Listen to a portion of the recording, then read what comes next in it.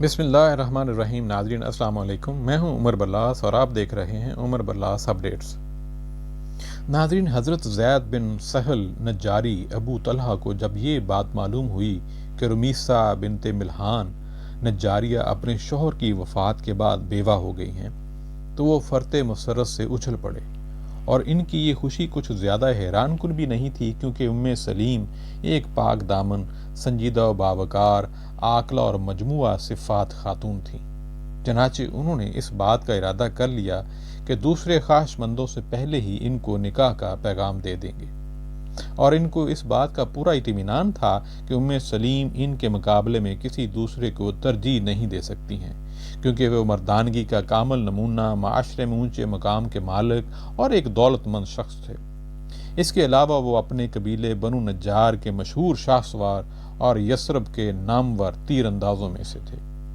یہ سب سوچ کر ابو طلحہ سلیم کے گھر کی طرف چل پڑے، لیکن راستے میں ان کو خیال آیا کہ سلیم مکہ سے آئے ہوئے داعی مصعب بن عمیر کی باتیں سن کر محمد صلی اللہ علیہ وسلم پر ایمان لا چکی اور ان کے دین کی پیروی اختیار کر چکی ہیں، مگر تھوڑی دیر بعد انہوں نے اپنے دل میں سوچا، اس میں کیا حرج ہے؟ ان کا پہلا شوہر جس کا ابھی انتقال ہوا ہے اپنے آباء و اجداد کے دین پر کاربند اور محمد صلی اللہ علیہ وسلم اور ان کی دعوت سے بے تعلق نہیں تھا۔ لہٰذا انہوں نے سلیم کے گھر پہنچ کر دروازے پہ دستک دی اور سلیم نے ان کو اندر آنے کی اجازت دے دی۔ اس وقت ان کا لڑکا انس بھی وہاں موجود تھا۔ ابو طلحہ نے بات چھیڑ دی اور حرف مدعا زبان پر لے آئے، لیکن اس وقت وہ سخت حیران ہوئے جب سلیم نے ان کی توقع کے خلاف جواب دیا۔ ابو طلحہ، آپ جیسے شخص کی بات رد نہیں کی جاتی، لیکن جب تک آپ کفر پر قائم ہیں میں آپ سے نکاح نہیں کر سکتی۔ ابو طلحہ نے سمجھا کہ سلیم بہانہ کر رہی ہیں، دراصل وہ کسی ایسے شخص کو میرے اوپر ترجیح دے چکی ہیں جو مال اور افرادی قوت کے لحاظ سے مجھ سے برتر ہے۔ چنانچہ انہوں نے کہا، سلیم، خدا کی قسم میں جانتا ہوں کہ تمہارے انکار کی اصل وجہ یہ نہیں ہے۔ پھر کیا ہے میرے انکار کی اصل وجہ؟ سلیم نے پوچھا۔ سونا، چاندی اور مال و دولت، ابو طلحہ نے جواب دیا۔ سونا چاندی؟ سلیم نے حیرت سے کہا۔ ہاں، ابو طلحہ نے کہا۔ ابو طلحہ، میں آپ کو اور اللہ تعالیٰ اور اس کے رسول صلی اللہ علیہ وآلہ وسلم کو گواہ بنا کر کہتی ہوں کہ اگر آپ اسلام قبول کر لیں تو میں سونا، چاندی اور مال و دولت کے بغیر آپ سے نکاح کر لوں گی اور آپ کے اسلام کو اپنا مہر قرار دوں گی۔ سلیم رضی اللہ تعالیٰ عنہ کی یہ بات سن کر ابو طلحہ کا ذہن اپنے بت کی طرف منتقل ہو گیا، جس کو انہوں نے نہایت نفیس اور قیمتی لکڑی سے تراشا تھا اور قبیلے کے دوسرے رئیسوں کی طرح اسے اپنے لیے مخصوص کر رکھا تھا۔ لیکن سلیم نے موقع کو غنیمت سمجھتے ہوئے گرم لوہے پر مزید ضرب لگائی۔ ابو طلحہ، کہ آپ کو یہ بات نہیں معلوم کہ خدا کو چھوڑ کر آپ جس معبود کی پرستش کرتے ہیں وہ زمین سے اگا ہوا ہے؟ کیوں نہیں، میں یہ بات اچھی طرح جانتا ہوں۔ ابو طلحہ کے لہجے میں قدرے ندامت تھی۔ تو کیا آپ کو کبھی اس بات پر شرمندگی کا احساس نہیں ہوتا کہ درخت کے ایک ٹکڑے کو معبود بنا کر آپ اس کی پوجا کرتے ہیں اور اسی درخت کے دوسرے ٹکڑے کو کوئی دوسرا شخص آگ جلانے کے لیے ایندھن کے طور پر استعمال کرتا ہے اور اسے کھانا پکاتا ہے؟ انہوں نے فوراً یہ بات بھی ساتھ کہی۔ ابو طلحہ، اگر آپ مسلمان ہو جائیں تو میں آپ کے ساتھ رشتہ ازدواج میں منسلک ہونے پر راضی ہوں، اور اس صورت میں اسلام کے سوا میں آپ سے کسی مہر کا مطالبہ نہیں کروں گی۔ سلیم رضی اللہ تعالیٰ عنہ نے آخری اور بھرپور ضرب لگائی۔ مجھے دائرہ اسلام میں داخل کون کرے گا؟ ابو طلحہ نے پوچھا۔ یہ کام میں خود کروں گی، حضرت سلیم رضی اللہ تعالیٰ عنہ نے جواب دیا۔ وہ کس طرح؟ ابو طلحہ نے وضاحت مانگی۔ وہ اس طرح کہ آپ اپنی زبان سے کلمہ حق ادا کرتے ہوئے اس بات کی شہادت دیں کہ اللہ کے سوا کوئی معبود نہیں اور محمد صلی اللہ علیہ وآلہ وسلم اللہ کے رسول ہیں۔ پھر آپ اپنے گھر جائیں اور اپنے بت کو توڑ کر پھینک دیں۔ حضرت سلیم رضی اللہ تعالیٰ عنہ نے سمجھاتے ہوئے کہا۔ یہ سن کر ان کا چہرہ فرط مسرت سے جگمگا اٹھا اور وہ بے ساختہ بول پڑے، اشہد اللہ الہ الا اللہ و اشہد ان محمد رسول اللہ۔ پھر انہوں نے حضرت سلیم رضی اللہ تعالیٰ عنہ سے نکاح کر لیا۔ مسلمان اس نکاح کے متعلق کہتے تھے کہ ہم نے آج تک کسی مہر کے بارے میں نہیں سنا جو سلیم کے مہر سے زیادہ بہتر اور قیمتی ہو۔ انہوں نے اسلام کو اپنا مہر قرار دیا، اور اس روز سے حضرت ابو طلحہ رضی اللہ تعالیٰ عنہ اسلامی جماعت میں شامل ہو گئے، اور انہوں نے اپنے غیر معمولی اور بے مثال صلاحیتوں ان کی خدمت کے لیے ساری کی ساری اپنی صلاحیتیں وقف کر دیں، اور وہ ان 70 افراد میں سے تھے جو بیعت عقبہ میں شریک ہوئے۔ اس وقت ان کے ساتھ ان کی بیوی حضرت سلیم رضی اللہ تعالیٰ عنہا بھی تھیں، اور وہ ان 12 آدمیوں میں سے تھے جن کو رسول اللہ صلی اللہ علیہ وسلم نے مسلمان یثرب کا نقیب بنایا تھا۔ وہ تمام غزوات میں رسول اللہ صلی اللہ علیہ وسلم کے ہم رکاب رہے، اور ان میں غیر معمولی شجاعت و جواں مردی کا مظاہرہ کرتے رہے۔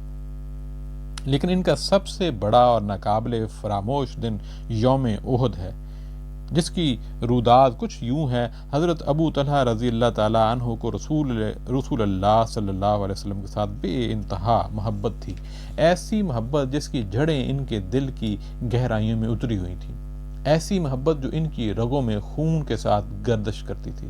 ان کا حال یہ تھا کہ نہ آپ صلی اللہ علیہ وسلم کے چہرہ انور کو دیکھنے سے کبھی آسودہ ہوتے، نہ آپ صلی اللہ علیہ وسلم کی پیاری باتیں سننے سے سیراب ہوتے، اور جب کبھی تنہائی میں آپ صلی اللہ علیہ وسلم کے پاس ہوتے تو گھٹنوں کے بل بیٹھ کر کہتے، میری جان آپ پر قربان ہے، میرا چہرہ آپ کے لیے ڈھال ہے۔ جنگ احد میں جب ایک موقع پر مسلمان آپ صلی اللہ علیہ وسلم کو چھوڑ کر منتشر ہو گئے اور مشرکین نے ہر طرف سے آپ صلی اللہ علیہ وسلم پر دھاوا بول دیا، آپ صلی اللہ علیہ وسلم کے دندان مبارک شہید کر دیے، پیشانی اور ہونٹوں کو زخمی کر دیا، اور چہرہ مبارک کو لہو لہان کر دیا، یہاں تک کہ دشمنوں نے یہ افواہ بھی اڑا دی کہ محمد صلی اللہ علیہ وسلم نعوذ باللہ قتل کر دیے گئے، جس سے مسلمانوں کے حوصلے بالکل پست ہو گئے اور وہ دشمنوں کے سامنے شکست کھا کر بھاگنے لگے۔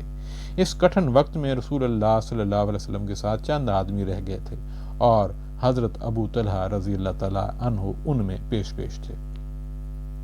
حضرت ابو طلحہ رضی اللہ تعالیٰ عنہ رسول اللہ صلی اللہ علیہ وسلم کے آگے ایک مضبوط اور غیر متزلزل پہاڑ کی طرح کھڑے ہو گئے، اور آپ صلی اللہ علیہ وسلم نے کفار کے تیروں اور نیزوں سے بچنے کے لیے ان کی آڑ لے رکھی تھی۔ انہوں نے کمان کی تان چڑھائی اور اس پر تیر جوڑ کر رسول اللہ صلی اللہ علیہ وسلم کی طرف سے دفاع کرتے ہوئے کفار پر تیروں کی بارش کر دی۔ جب رسول اللہ صلی اللہ علیہ وسلم ان کے پیچھے سے جھانک کر یہ دیکھنے کی کوشش کرتے کہ ان کے تیر کہاں گر رہے ہیں، تو وہ زخمی ہونے کے خوف سے یہ کہتے، آپ صلی اللہ علیہ وسلم کو پیچھے ہٹا دیتے، میرے ماں باپ آپ صلی اللہ علیہ وسلم پر قربان ہوں، ان کی طرف نہ جھانکیں، کہیں وہ آپ صلی اللہ علیہ وسلم کو زخمی نہ کر دیں، میری گردن آپ صلی اللہ علیہ وسلم پر نثار، میری جان آپ صلی اللہ علیہ وسلم پر فدا، میں آپ کے آگے سینہ سپر ہوں۔ جس طرح حضرت ابو طلحہ رضی اللہ تعالیٰ عنہ جنگ کے مواقع پر اپنی بے دریغ اپنی جان کا نذرانہ پیش کرنے کے لیے حاضر رہتے، اسی طرح بلکہ اس سے بڑھ انفاق فی سبیل اللہ کے ہر موقع پر اپنا مال خرچ کرنے میں بھی کبھی کوتاہی سے کام نہیں لیتے تھے۔ انہی مواقع میں سے ایک موقع یہ ہے، ان کے پاس کھجوروں اور انگوروں کا ایک باغ تھا جو اپنے درختوں کی کثرت، پھلوں کی عمدگی اور پانی کی شیرینی کے لحاظ سے یثرب کے تمام باغوں سے اچھا تھا۔ ایک روز حضرت ابو طلحہ رضی اللہ تعالیٰ عنہ ان کے گھنے سائے میں کھڑے نماز پڑھ رہے تھے۔ اچانک ایک خوش لعان پرندے نے ان کی توجہ اپنی طرف مبذول کر لی، جس کے پر سبز، چونچ سرخ اور پاؤں رنگین تھے۔ وہ درختوں کی شاخوں پر خوشی سے چہچہاتا، رقص کرتا، پھدکتا پھر رہا تھا۔ حضرت ابو طلحہ رضی اللہ تعالیٰ عنہ کو یہ منظر اتنا بھلا معلوم ہوا کہ تھوڑی دیر کے لیے وہ اس کی دلکشی میں کھو گئے۔ جب ان کی توجہ نماز کی طرف واپس آئی تو وہ بھول چکے تھے کہ انہوں نے کتنی رکعتیں پڑھی ہیں، 2، 3، وہ سوچتے رہ گئے مگر کچھ یاد نہ آیا۔ وہ نماز ختم کر کے رسول اللہ صلی اللہ علیہ وسلم کی خدمت میں حاضر ہوئے اور آپ صلی اللہ علیہ وسلم سے اپنے نفس کی شکایت کی، جس کو باغ اور اس کے گھنے اور سایہ دار درختوں اور اس کے خوش نوا پرندے نے نماز سے غافل کر دیا۔ پھر انہوں نے کہا، اللہ کے رسول صلی اللہ علیہ وآلہ وسلم، آپ گواہ رہیں، میں اس باغ کو اللہ کی راہ میں صدقہ کر رہا ہوں، آپ صلی اللہ علیہ وسلم اس کو جس مصرف میں چاہیں صرف کریں۔ حضرت ابو طلحہ رضی اللہ تعالیٰ عنہ نے اپنی پوری زندگی صائم النہار اور مجاہد فی سبیل اللہ کی حیثیت سے گزاری، اور اسی حالت میں انہوں نے داعی اجل کو لبیک کہا۔ بیان کیا جاتا ہے کہ وہ رسول اللہ صلی اللہ علیہ وسلم کے بعد تقریباً 30 سال زندہ رہے۔ یہ پوری مدت انہوں نے روزہ کی حالت میں گزاری اور ایام عیدین کے سوا جن کے روزے حرام ہیں ان نے کوئی روزہ نہیں چھوڑا۔ انہیں کافی طویل عمر ملی جس کی وجہ سے وہ بہت کمزور ہو گئے تھے، لیکن یہ ذوق بھی ان کے جذبہ جہاد کو سرد نہیں کر سکا۔ وہ بڑی پابندی کے ساتھ اللہ کی راہ میں جہاد کرتے اور اقامت دین کی فوجی مہمات میں شریک ہوتے تھے۔ انہی میں سے ایک مہم وہ تھی کہ جب حضرت عثمان بن عفان رضی اللہ تعالیٰ عنہ کے زمانہ میں مسلمانوں نے بحری جنگ کا ارادہ کیا تو انہوں نے بھی اس میں شرکت کی تیاریاں شروع کر دیں۔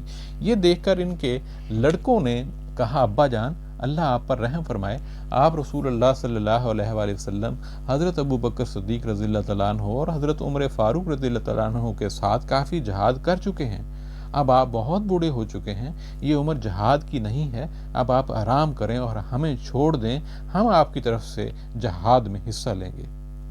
مگر وہ نہیں مانے اور انہوں نے جواب دیا کہ اللہ تعالیٰ فرماتا ہے، نکلو اللہ کی راہ میں خواہ ہلکے ہوں یا بوجھل۔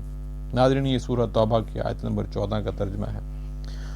اس نے عمر کی تحدید کے بغیر نکلنے کا حکم دیا ہے، خواہ ہم بوڑھے ہوں یا جوان۔ اور جب حضرت ابو طلحہ رضی اللہ تعالیٰ عنہ مسلمانوں کی فوج کے ساتھ بحری جہاز میں سوار سمندر کا سفر کر رہے تھے، سخت بیمار پڑے اور اسی بیماری میں اپنے رب سے جا ملے۔ انتقال کے بعد ان کو دفن کرنے کے لیے مسلمان کسی جزیرے کی تلاش میں تھے، مگر 7 روز سے پہلے ان کو اپنے اس مقصد میں کامیابی نہیں ہو سکی۔ اس دوران ان کی لاش کپڑے سے ڈھکی ہوئی ان کے درمیان رکھی رہی اور اس میں کسی قسم کا تغیر نہیں واقع ہوا۔ ایسا لگتا تھا کہ وہ بڑے آرام سے سو رہے ہیں اور ان کو ان کے اہل و عیال اور ملک و وطن سے بہت دور سمندر کے درمیان دفن کر دیا گیا۔ ناظرین، آج اتنا ہی، انشاءاللہ پھر کسی اور دن کسی اور شخصیت کے ساتھ حاضر ہوں گے۔ اپنا خیال رکھیے گا۔ السلام علیکم۔